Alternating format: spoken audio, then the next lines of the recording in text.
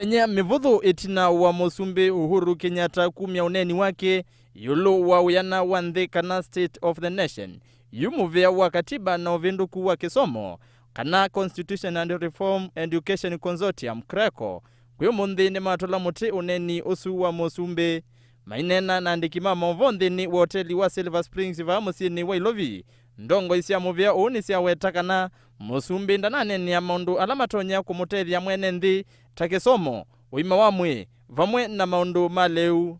The coalition of President Uhuru Kenyatta, William Ruto, Charity Ngilu and Najib Balala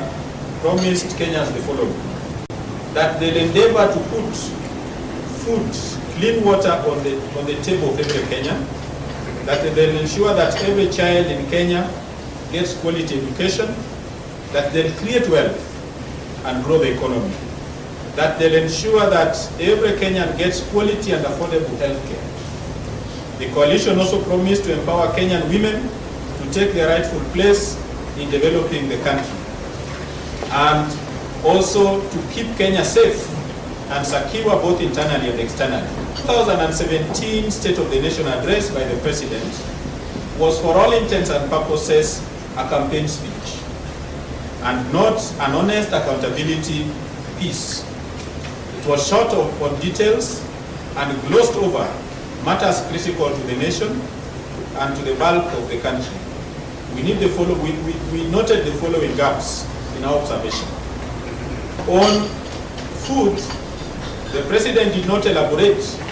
much on how his government administration has been able to address the issue of food shortage. We all know that just recently, the United Nations declared Kenya as one of the countries hardest hit by drought, and thus resulting in food shortage. We expected the President, therefore, to give an account or report on the Galana Gulalu project that the government has invested so much into, yet he said nothing on the drought itself and mentioned nothing about the hunger situation stalking majority of the population.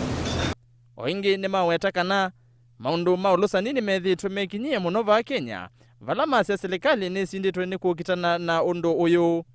On corruption, we all know that what has been happening in Kenya, and the government seems to be losing on the fight against corruption. During the State of the Nation address in 2016, the President surprised Parliament with a list of shame of those who have been perceived to be corrupt. We expected, therefore, the President to report on the progress that has been made since he released that list during his 2016 State of the Nation address. There's also an increase in terms of unethical conduct by some senior public officers. Senior government officials have been implicated in land grabbing across the country, corruption and discrimination. And some examples include the scandal around the Olympics last year, which has not been, we've not seen full accountability for that. Over $800,000 that was meant to be used for athletes' travel, accommodation and other expenses was stolen, and we are yet to see what's going to happen with the Cabinet Secretary for Sports, Hassan Wario, and the National Olympics Committee. We need to see accountability around that. Wakavinda ni kauba na Suba Churchill, na ulani presiding convener wa muvia wa Civil Society Reference Group, ni wesekana muvitu kano wa ndito kati wa Musumbi Uhuru Kenyatta na gavana wa kaunti ya Mombasa Ali Hassan Joho ni wana ni omosio kana ndi ino yende nesa. What we witness as a country, the unnecessary exchange between the President himself and a governor who has less responsibilities,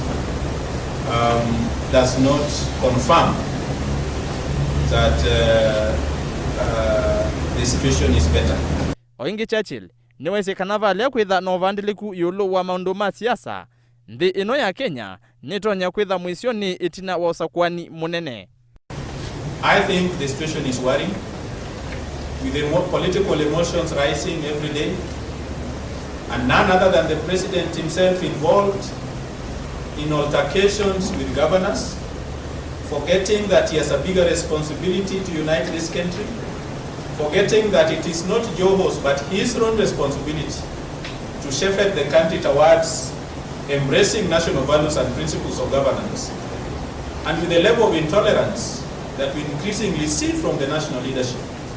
I think we have a reason as a country to worry, particularly as we head towards the 2017 elections. The country is approaching the verge of tip-off, and if we are not careful, we may easily relapse into 2007-2008 scenario of post-election violence, particularly in view of the fact that it is the leadership at the top that is perpetuating and propagating intolerance as opposed to embracing democratic governance informed and serviced by the national values and principles of governance. Ndongo ithi kwa vamwe ni siamina no wetakana uneni wa Musumbe Uhuru wa Kenyatta yolo wa wiana wa Ndekana State of the Nation vala na minie no weta maundu kivathukanganio wenethe wa wiwa maana muno kwa NNV vala utana nene ya maundu ma maana muno ma NNV taleu wima wa mwe vamwe na usesei cheni ni cha movo kuma hotelini munene wa Silver Springs live amusini wa Lovi ninye Erastus Kithuku wanzo mo.